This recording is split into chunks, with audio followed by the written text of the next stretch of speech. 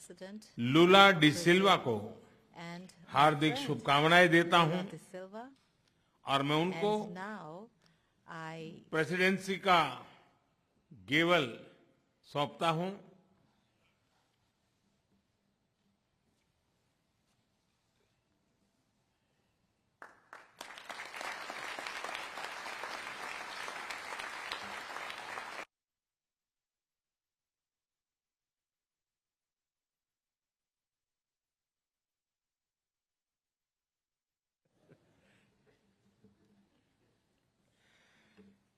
मैं राष्ट्रपति लूला को इस अवसर पर अपने विचार साझा करने के लिए आमंत्रित करता हूं। As autoridades aqui presentes, Suas Altezas, aos presidentes, aos primeiros ministros, de que a natureza ela continua dando demonstração de que nós precisamos cuidar dela com muito mais carinho. Essa semana, há 3 dias atrás, no Brasil, um ciclone no estado do Rio Grande do Sul. Nunca tinha havido ciclone, matou 46 pessoas e tem quase 50 pessoas desaparecidas. Isso nos chama a atenção, porque fenômenos como esse têm acontecido nos mais diferentes lugares do nosso planeta. Bem,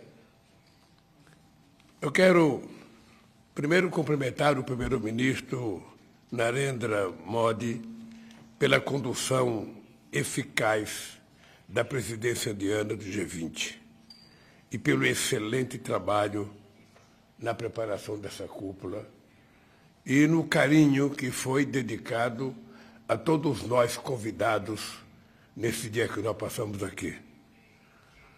Agradeço os esforços da Índia em dar voz a temas de interesse dos países emergentes. Por isso, eu quero me solidarizar aqui com o nosso querido companheiro, representante da União Africana, que agora faz parte do G20.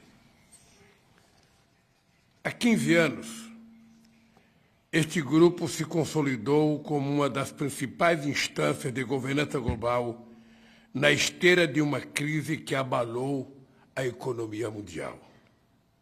Nossa atuação conjunta nos permitiu enfrentar os momentos mais críticos, mas foi insuficiente para corrigir os equívocos estruturais do neoliberalismo. A arquitetura financeira global mudou pouco e as bases de uma nova governança econômica não foram lançadas. Novas urgências surgiram. Os desafios se acumularam e se agravaram. Vivemos num mundo em que a riqueza está mais concentrada, em que milhões de seres humanos ainda passam fome, em que o desenvolvimento sustentável está sempre ameaçado, em que as instituições de governança ainda refletem a realidade de meados do século passado. Só vamos conseguir enfrentar todos esses problemas se tratarmos da questão da desigualdade. A desigualdade de renda, de acesso à saúde, de educação, de alimentação, de gênero, de raça e de representação está na origem de todas essas anomalias. Se quisermos fazer a diferença, temos que colocar a redução das desigualdades no centro da agenda internacional. Por isso, a presidência brasileira do G20 tem 3 prioridades: a inclusão social e o combate à fome, a transição energética e o desenvolvimento sustentável em 3 vertentes: a vertente social, a vertente econômica e a vertente ambiental. Terceiro, a reforma das instituições de governança global. Todas essas prioridades estão contidas no lema da presidência brasileira, que diz: construindo um mundo justo e um planeta sustentável. Duas forças-tarefas serão criadas: a Aliança Global contra a Fome e a Pobreza e a Mobilização Global contra a Mudança do Clima. Precisamos redobrar os esforços para alcançar a meta de acabar com a fome no mundo até 2030. Caso contrário, estaremos diante do maior fracasso multilateral dos últimos anos. Agir para combater a mudança do clima exige vontade política e determinação dos governantes e também recursos e transferência de tecnologia. Queremos maior participação dos países emergentes nas decisões do Banco Mundial e do Fundo Monetário Internacional. A insustentável dívida externa dos países mais pobres precisa ser equacionada. A OMC tem que ser revitalizada e seu sistema de solução de controvérsias precisa voltar a funcionar. Para recuperar sua força política, o Conselho de Segurança da ONU precisa contar com a presença de novos países em desenvolvimento entre seus membros permanentes e não permanentes. A comunidade internacional olha para nós com esperança, porque reunimos o G20, economias de países emergentes e países desenvolvidos. Representamos 80% do PIB global, 75% das exportações e cerca de 60% da população mundial. Para assegurar que o G20 atue de forma inclusiva e coerente, o Brasil pretende organizar os trabalhos em torno de 3 orientações gerais. Primeiro, nós vamos fazer com que as trilhas políticas e de finanças se coordenem e trabalhem de forma mais entregada. Não adianta acordarmos a melhor política pública se não alocarmos os recursos necessários para a sua implementação. Segundo, nós temos de ouvir a sociedade.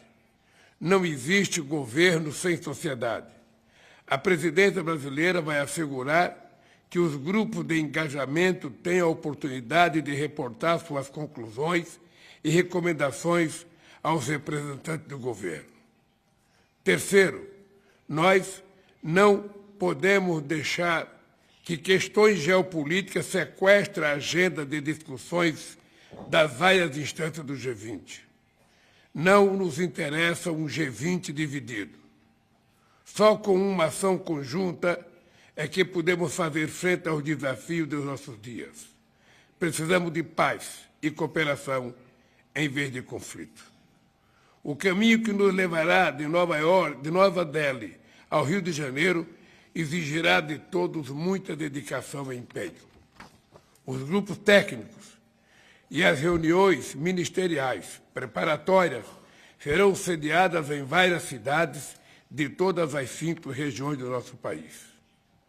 Por isso, nós acolheremos os integrantes do G20 de braços abertos e precisamos efetivamente do apoio de todas as pessoas, inclusive a experiência dessa bem-sucedida cúpula feita no nosso querido país, que é a Índia. Terei a honra de receber todos vocês na cúpula do Rio de Janeiro em novembro de 2024. E quero, antes de bater o martelo, eu quero agradecer ao presidente Modi e agradecer ao povo indiano pela competência da organização. E eu quero lhe dizer, presidente Modi, que eu, particularmente, fico muito emocionado quando estou numa homenagem ao nosso querido Gandhi. Todo mundo sabe que, na minha vida política, Mahatma Gandhi tem muito significado, porque a luta pela não violência é um exemplo que durante muitas décadas eu segui quando estava no movimento sindical. E por isso eu fiquei emocionado. Quero agradecer a oportunidade de ter ido prestar homenagem ao Gandhi e quero dizer a todos vocês que o Brasil assumirá o G20. e vamos fazer um esforço muito grande para conseguirmos fazer, pelo menos, igual os companheiros da Índia fizeram. Muito obrigado.